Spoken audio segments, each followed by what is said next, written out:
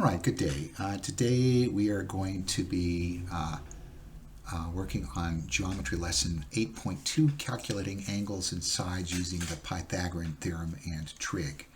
So you're going to be able to recognize and calculate the angles and sides of right triangles using both the Pythagorean theorem and what's called the trigonometric ratios. And this video supports, this is incorrect, IXL skills R.6, R.8, and R.9. You already had R.1 in the previous video, and you can refer to it, of course, at any time. Don't forget, you must watch the video completely, take notes on it, and upload them to me for extra credit by 11:59 p.m. Saturday.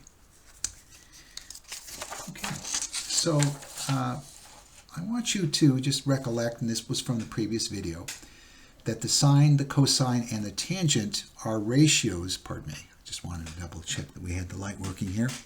It is not. Turn it on. Remember that sine, cosine, and tangent are ratios or fractions. So these are fractions formed by dividing the different sides of right triangles. Okay, and this was the table that was used in the previous video, lesson 8.1. I also want to show you, though, that these ratios can be inverted. So the sine ratio is formed by the opposite side of any given angle where you're trying to find the sine of that angle, divided by the hypotenuse. Okay, so if you were trying to find the sine of A, then the angle opposite it is this angle over here, angle, or I should not say angle, side that's over here. This is side BC, and then divided by the hypotenuse. They reverse that, though. You can do the inversion of it, and you come up with something called the cosecant. It's the hypotenuse over the opposite side. The other term you can use for this, though, is the sine of -1. So this is also the sine of -1. Okay, that's what this means here. And so cosine is adjacent over hypotenuse, but if you invert the two measurements and put the hypotenuse in the numerator and the adjacent side in the denominator, then you get the inverse of the cosine. So that's cosine of -1, but that's also called the secant. That's the older name for it. And then tangent, opposite over adjacent. So the inverse of that, so the inverse of tangent is adjacent over opposite side. And again, that is the older name for cotangent. So you will see these used periodically. Your graphing calculators use this inverse statement, and that's really helpful because what you're doing is you're flipping the fractions. As you can see here, you're flipping the fractions. So this side is the inverse side. All of these ratios can be used to find missing sides and angles of right triangles. So whether you're talking about the original sine, cosine, or tangent, or the inverse of them. Okay? All right. Now, these ratios that you get when you find out or trying to figure out what the sine of some angle is are shown either as simplified fractions or as a decimal. So here's an example. The sine of 30 degrees is sine of 30 equals 1/2. That's the actual ratio. And you could show it as a decimal form. So it's either a fraction or a ratio. You can also find your decimal answer using a scientific or graphing calculator. So I brought this one up. You can't see it very well here, but you will find the sine, the cosine, and tangent buttons here, and then behind them, they're inverses. So if you click second and then go to your button, if it's the sine button, you click the second button, it'll go to the inverse. And we will use that later. Okay? All right. So let's move on. All right. Or instead of using the calculator to find your sine, cosine, and tangent, you can use the trig tables. Now these tables were used back before we got, well actually, I don't think we started using something like this until the 1980s. So everything before that, they used these trig tables, and there were books that were pages and pages of these. My father used these in World War II. He was a navigator, and he had to be able to navigate a plane in complete radio silence across the Atlantic Ocean. And if he made a mistake, his plane would ditch in the ocean somewhere, or it would go overshoot and land up in Africa in the Sahara Desert. And nobody would ever find them either way because there was complete radio silence and there weren't any Allied ships or planes available to help them at all at that time of the war. So it's pretty spooky. They used this and it worked. Okay. So find the tangent of y. This is the first one. So here they want you to find what? They want you to find the ratio of the sides for tangent. So the tangent ratio is what they want. And if you remember, tangent equals a ratio of opposite side of a triangle over adjacent. Okay? That's what that equals. All right, so we want to find the tangent of y.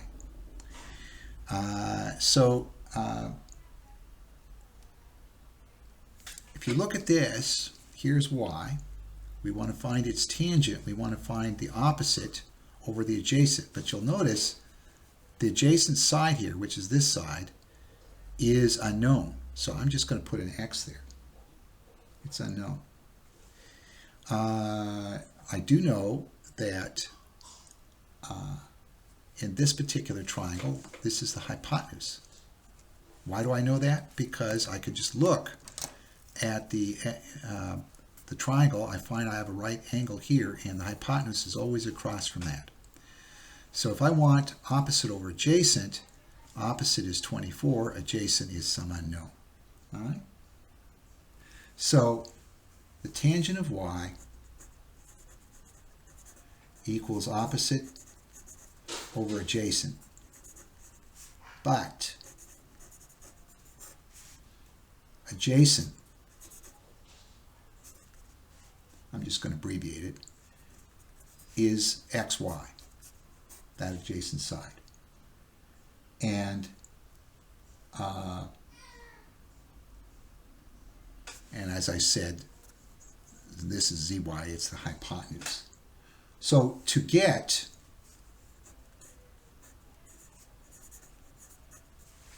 the length of the adjacent side,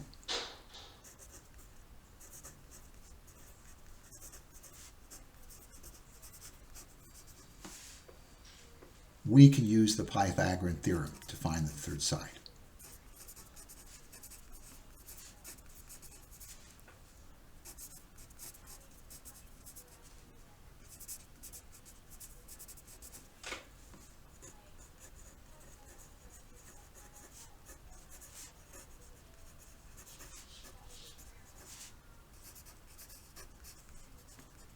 Okay, adjacent side.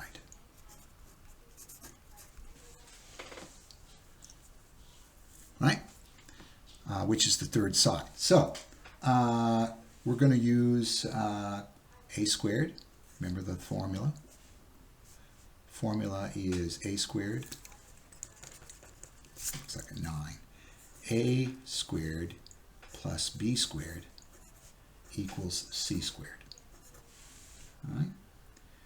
So, let's see, a is, we're going to let a equal 24. So I'm going to move this over.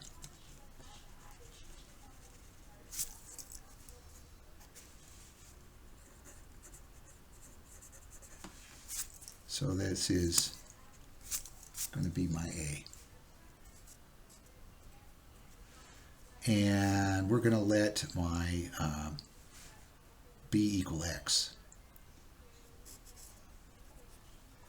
My c is my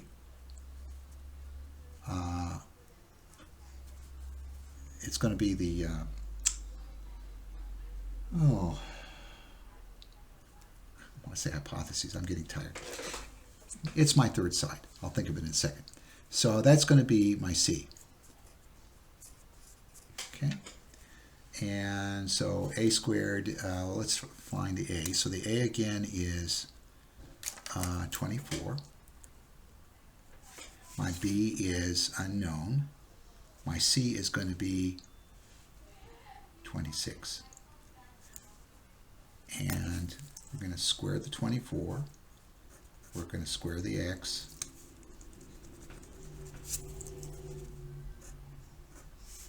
And that's going to equal our 26 squared. So we're going to have to square 24. So we'll take our calculator and we'll take 24 caret 2. And so that's going to be 576.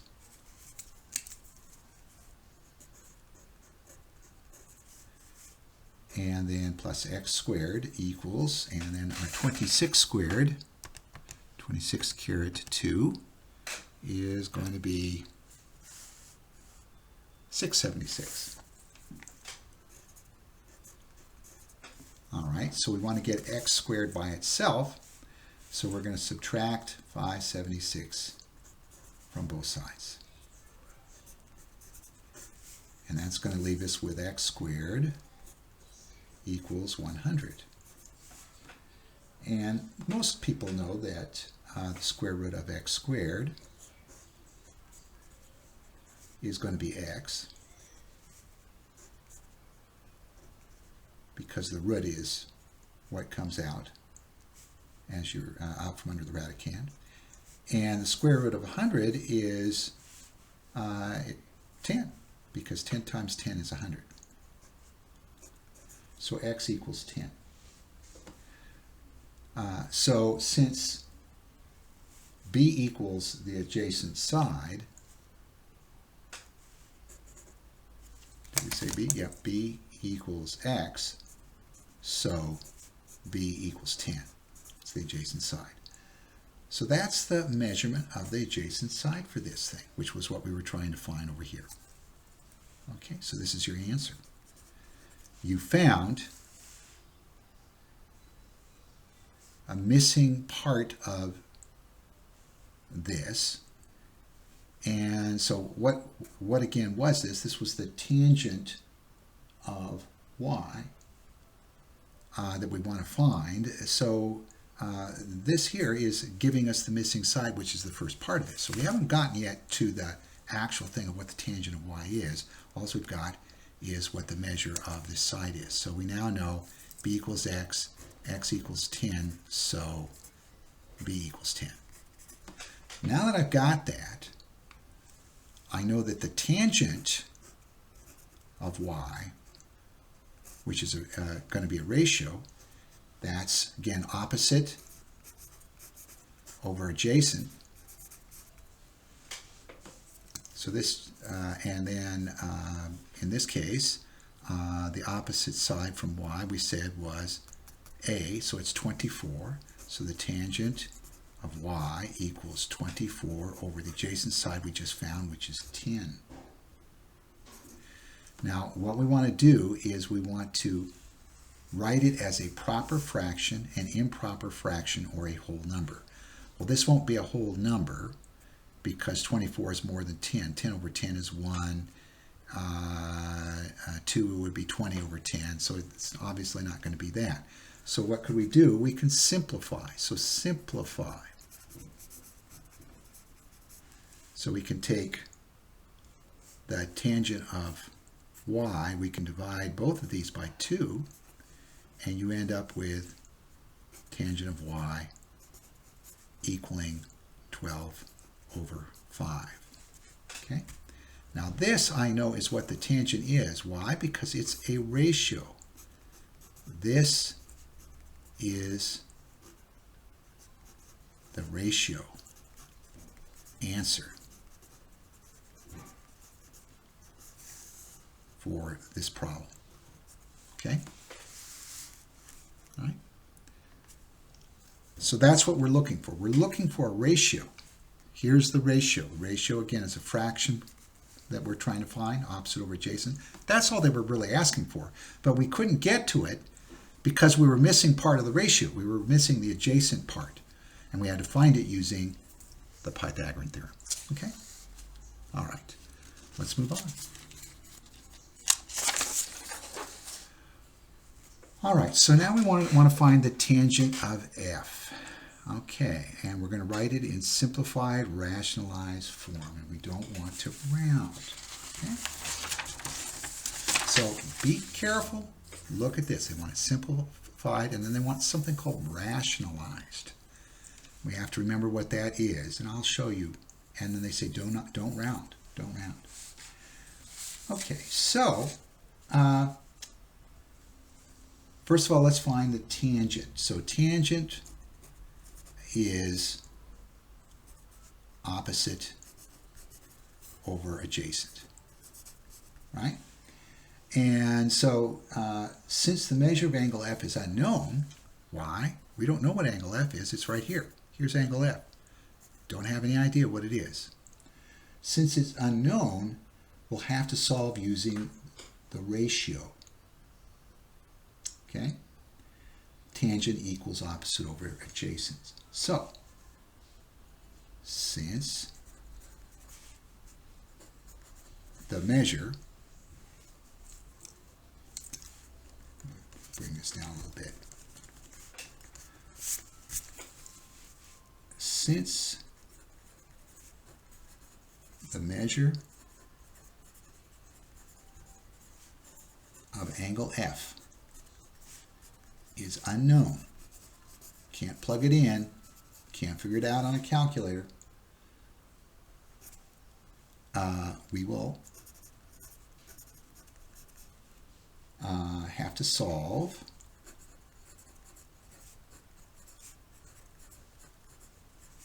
using the ratio tangent equals opposite over adjacent.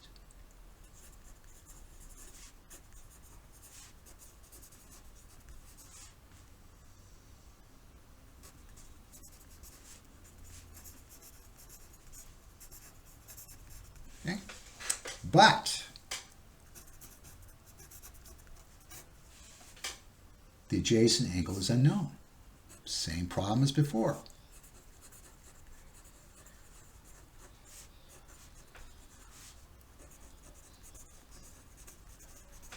Because here's opposite, here's adjacent.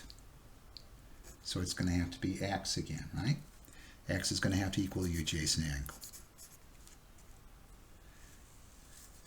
All right, so what do? Use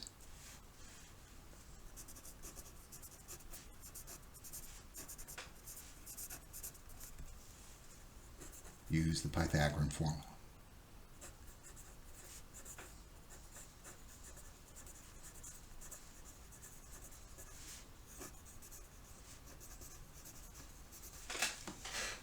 Okay, so again, it's a squared plus b squared equals c squared.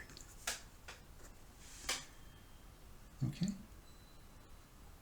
so we got to find out what our a, b, and c is. So first of all, we know that we've got the hypotenuse. That was what I was trying to remember. Hypotenuse. I was trying to call this hypothesis. Hypotenuse. So we've got the hypotenuse over here. That's going to be our c. And we're going to make this a our. We're going to make this a. And a, of course, is our opposite side. And then x is going to be our adjacent. So it's going to be our b.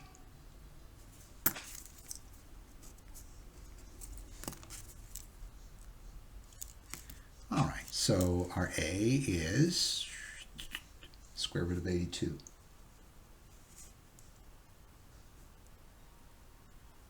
Our B is our x, it's our unknown.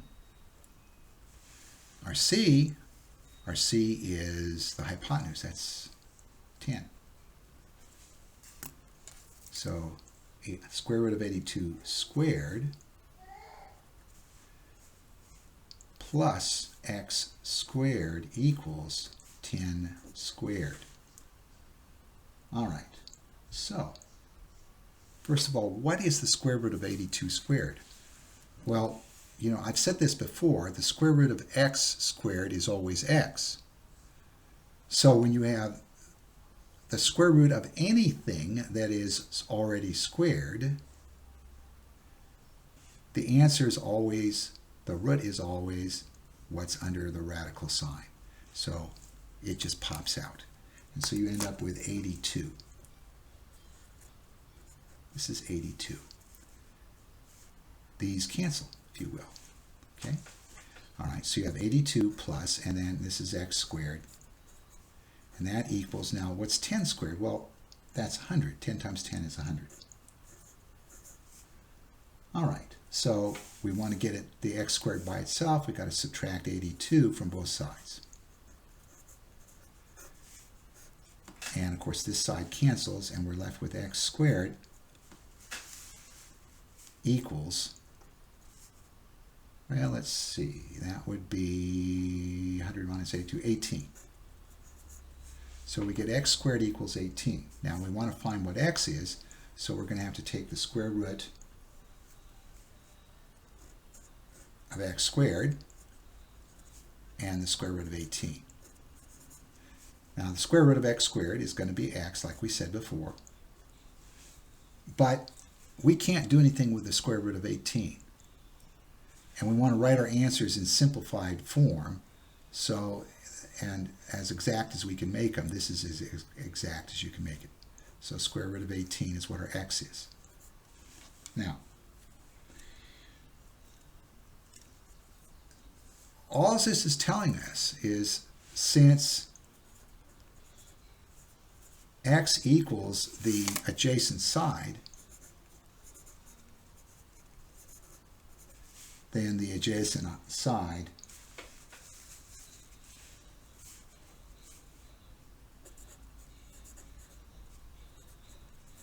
equals the square root of 18.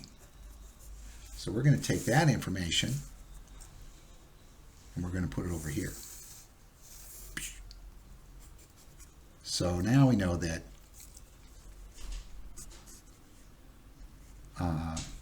this adjacent side is the square root of 18. Okay? Now that's not the answer, that just gives us the value of this side. We have this side, and of course we have the hypotenuse. Now let's bring down our ratio. We want to find the tangent of f. So the tangent of angle f. And again, it's opposite over adjacent, right? Side. Well, now we know the opposite side is the square root of 82, the adjacent side is the square root of 18. So the tangent of angle F equals opposite side, square root of 82, divided by or over the square root of 18.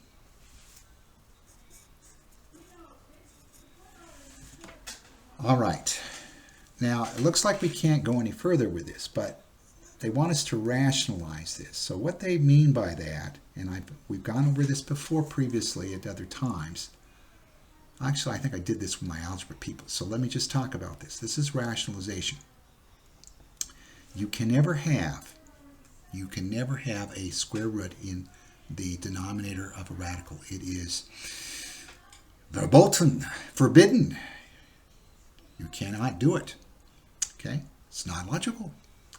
So you got to get rid of it. And so the way you do that is you multiply this fraction by a version of 1 that is also a fraction where its numerator and denominator happen to be the radical that's in the denominator here. So multiply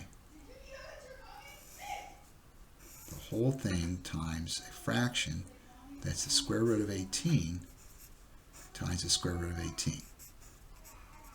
Okay? So this is rationalizing.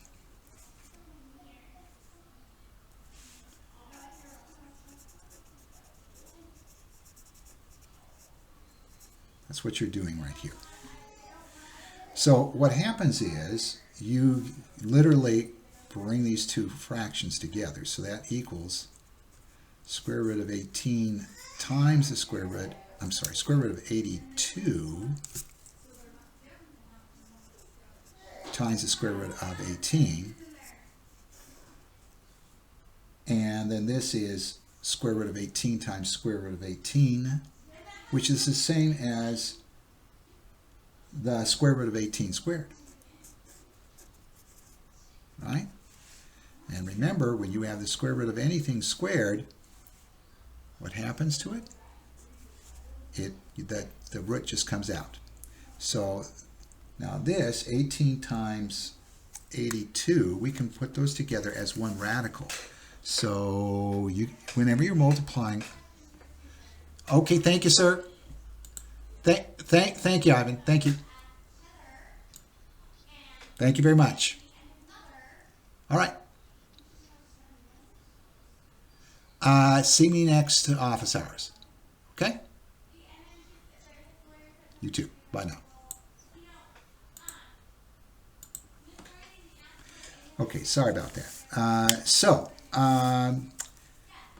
82 times 18.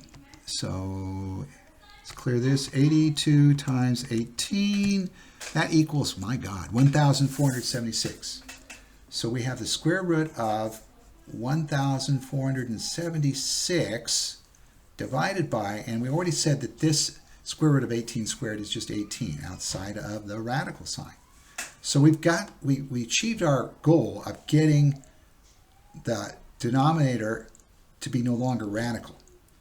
Now the question is, what can we, is this a perfect square, first of all? Square root of 1476, I don't know. But what I can do is I can go over here and I can type in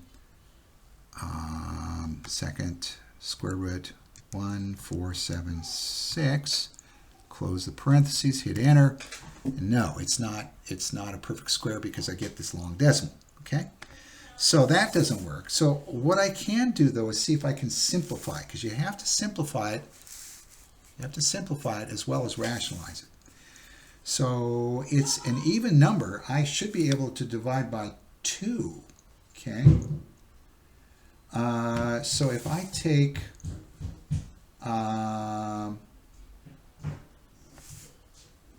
1,476, 476, and divide by 2, notice I get 738. So that's 2 times 738.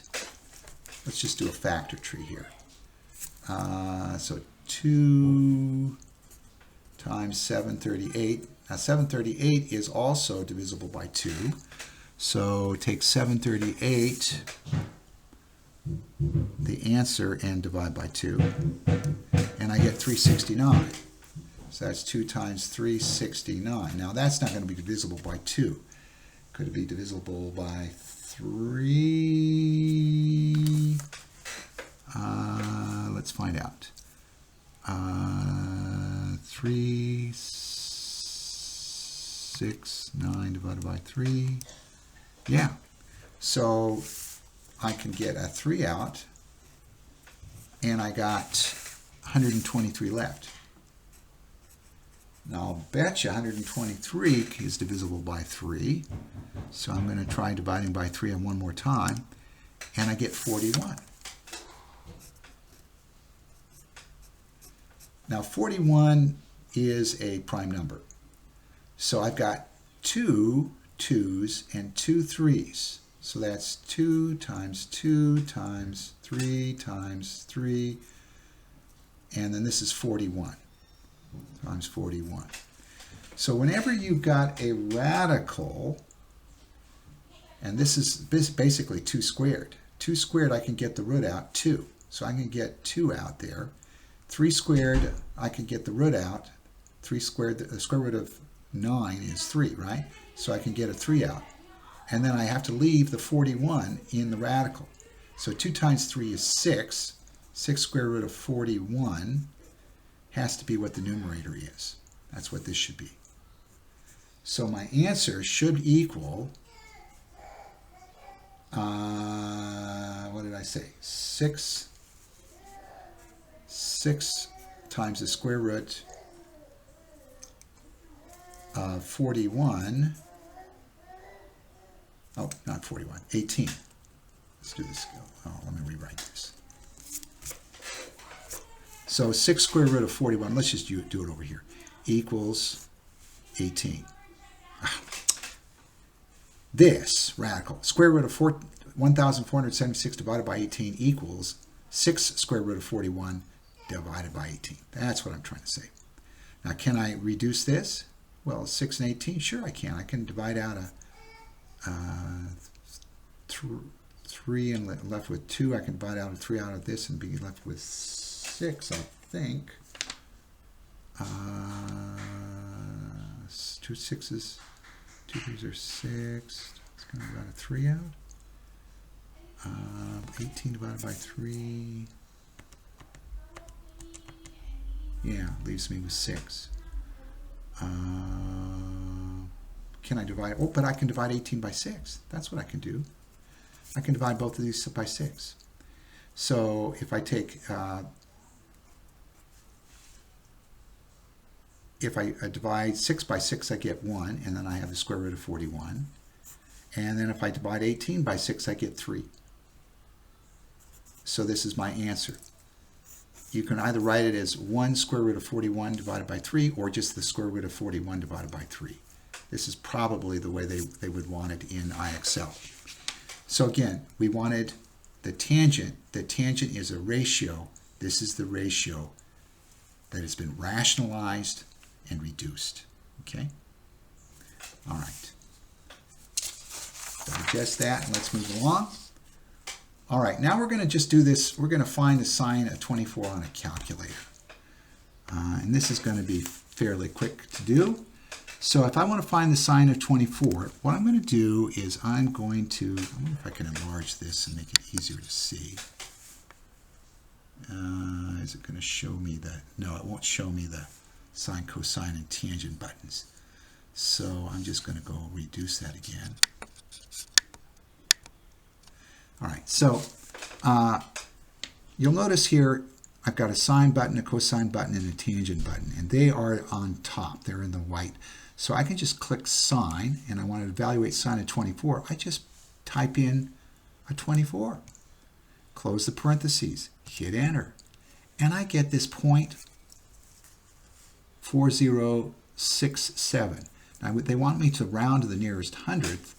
So 0.40 is a hundredth, but 6 is bigger than the 0, and it's above 5, or it's above, well, it's 5 or above. So this is going to be 0.41. So the sine of 24 degrees is 0.41, approximately. Okay? That's all they want you to do with something like this. So we wrote it as a decimal rounded to the nearest hundredth. Okay. Now, what is this useful for? All you did was you took your ratio, okay, and it was as if you divided your fraction, in this case the sine, so that's opposite over hypotenuse, and you got a decimal. That's your decimal answer. Okay, that's what that means. All right, let's go on to the next one here.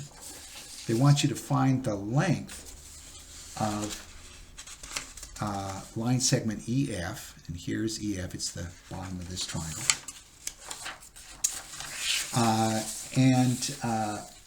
They want you to write the answer as an integer or as a decimal rounded to the nearest tenth.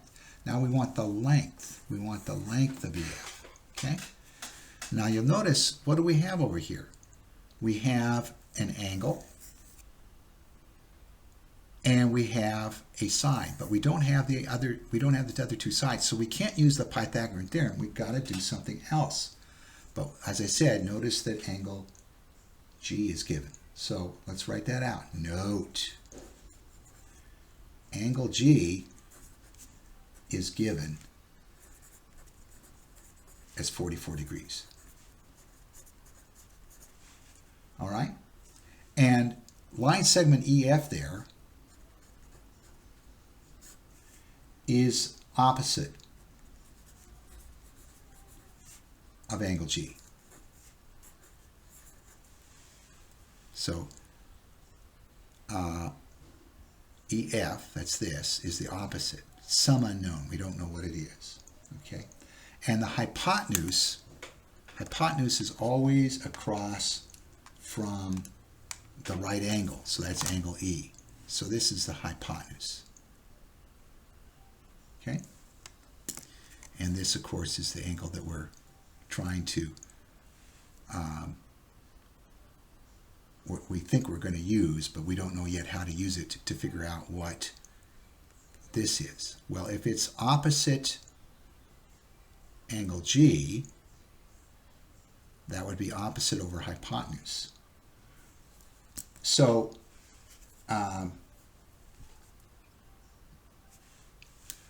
so as I said, EF is opposite of angle G. The hypotenuse is across from angle E.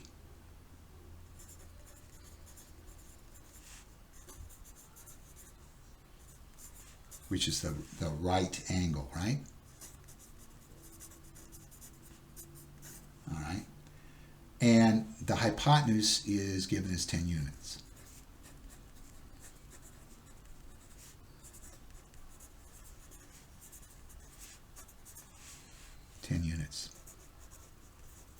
All right. So you can use the sine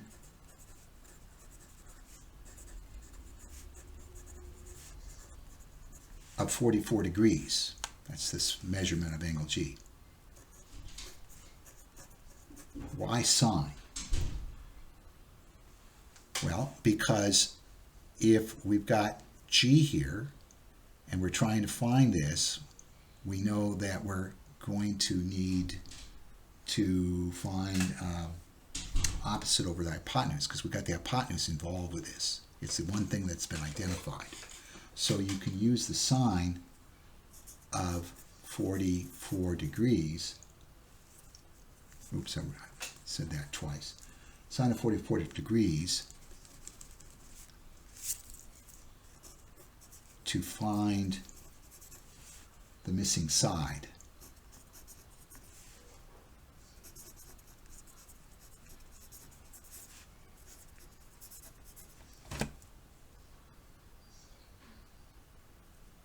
EF. And you're going to want to use x equals EF.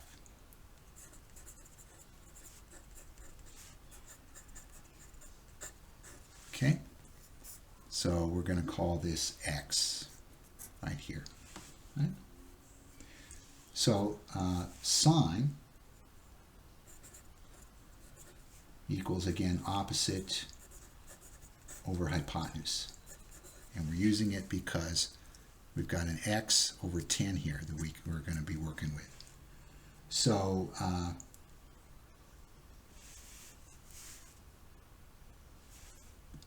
sine of 44 degrees equals x over 10. Opposite over hypotenuse. Now, how do we do this? All right, so what we're going to have to do is we're going to have to use the calculator or a trig table.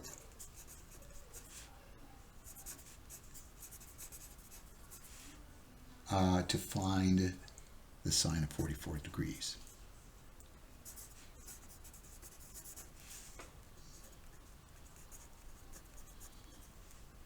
So we're going to use the calculator. Okay. So I want to find the sine of 44 degrees.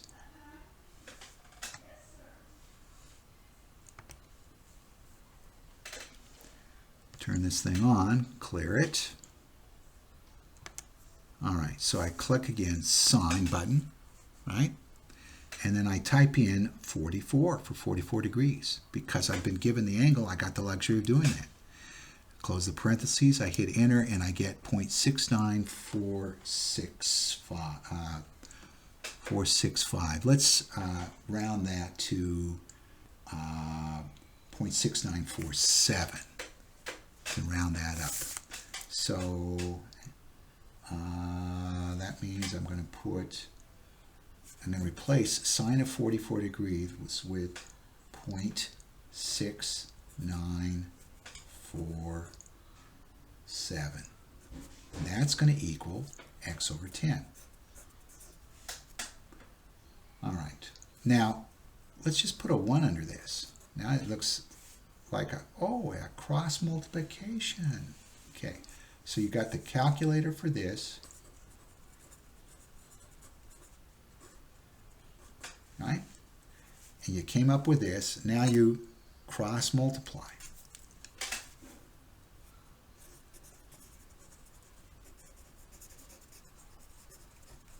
So let's multiply this and this. So 0.6947, let's move it over here. So 0.6947 times 10 equals 1x, or x, right? 1x or x. So this is going to be approximate. I'm going to put, because we already, whenever you do these ratios, they're approximate. You've got all these decimals. So that means then multiplying times 10, I just move the decimal to the right. So I have approximately 6 point, and they want you to round to the nearest 10th.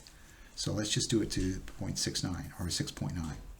6.9 is approximately what x equals. Okay? So we rounded to the nearest 10th.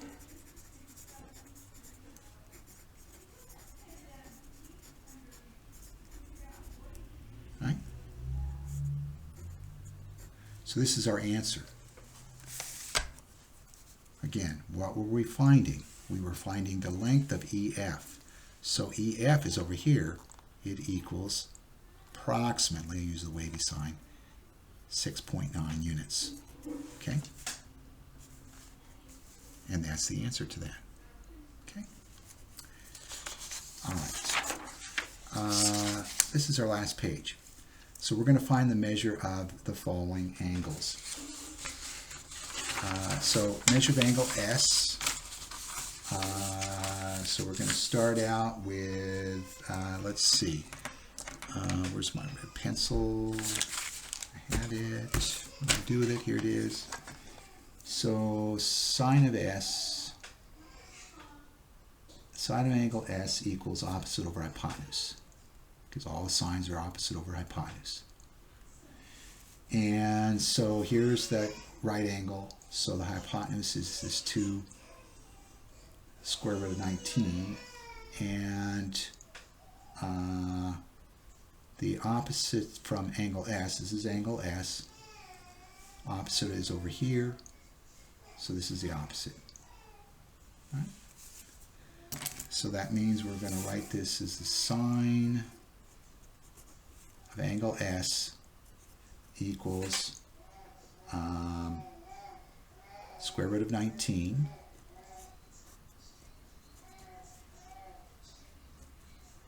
over 2 square root of 19. Now if you look at this, this is 2 square roots of 19. How many square roots of 19 do you see here? You see 1. Okay? So you could break these apart. You could break this into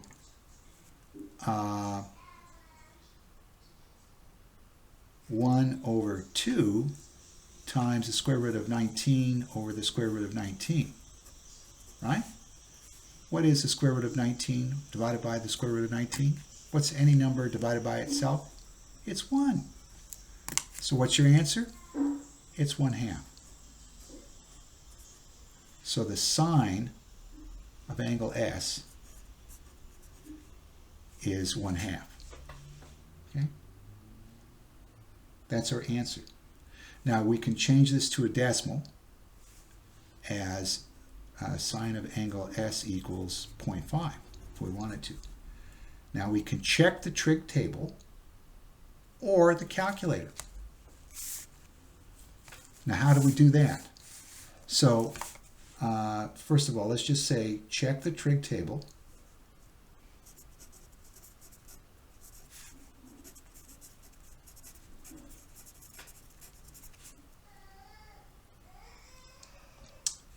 And to find the angle measure, because we want to find the angle. Check the trig table to find the angle measure. So we've got as the sine, this is sine, let me rewrite this as sine, S-I-N, of angle S, and this is the sine of angle S.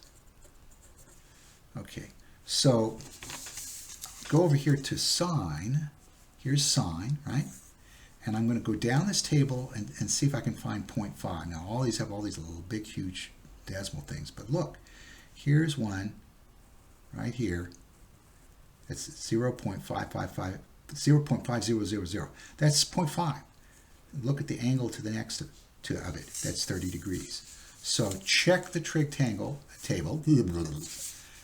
Trig table says sine at the top, go down to 0.5 and look for the angle, 30 degrees. That's how you do it with a trig table. So check the trig table, you find the angle measure, and the angle measure, I'm in the middle of recording. I'm in the middle of recording. The angle measure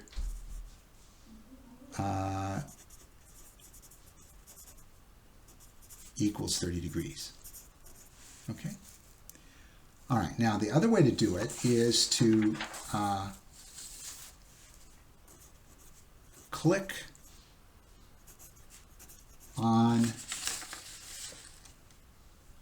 the inverse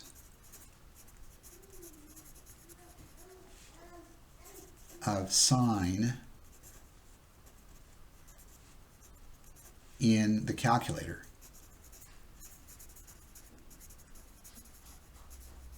And that would be, it would look like this, sine of -1. That's also called the secant, but this is what we look for in the calculator, and frankly, just use the inverse names. It's easier to remember. I'll just put secant, just so you know that that's what it is, older name.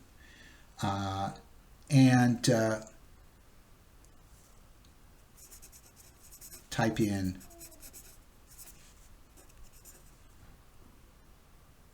the ratio 1/2 or 0.5. You could do it either way. Okay, so let's do it. So I turn this on, clear it. All right, I want to find the inverse of sine. So here's sine. The inverse of sine is the blue and back. So I got to click the second button and click the sine button. Now it says sine of -1. That's the inverse. And we type in the ratio. So we can do 1 divided by 2. That's the fraction 1/2. Close it. We get 30. So that's what we want, 30. Or we could do, again, whoops, that's not what I want. We could do, that's not what I want. Clear it. Oh, I know what I'm doing wrong. A second and then sine, all right? And we could put in 0.5, hit enter, and we also get 30. So either way,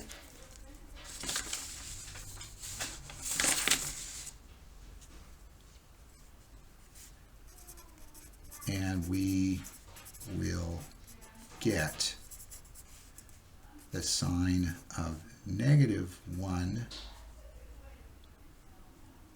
of 1/2 or 0.5 equals 30 degrees. So that's kind of your check, okay? Either way you got it. You can do it either way, okay? All right, so the last one I'm going to leave to you. I want to see if you can do it. It's the same kind of problem. Go ahead, follow this format, and I'll give you extra credit if you can show me. You'll have to send it to me on a separate sheet of paper. Send it to me, and I'll give you extra credit for this if you can do it correctly following this format. Okay? All right. So extra credit. I'll write that.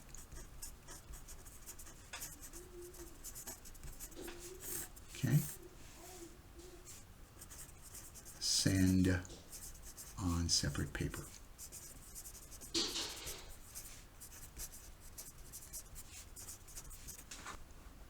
Let's go ahead and close it off. Thank you very much. Have a great day.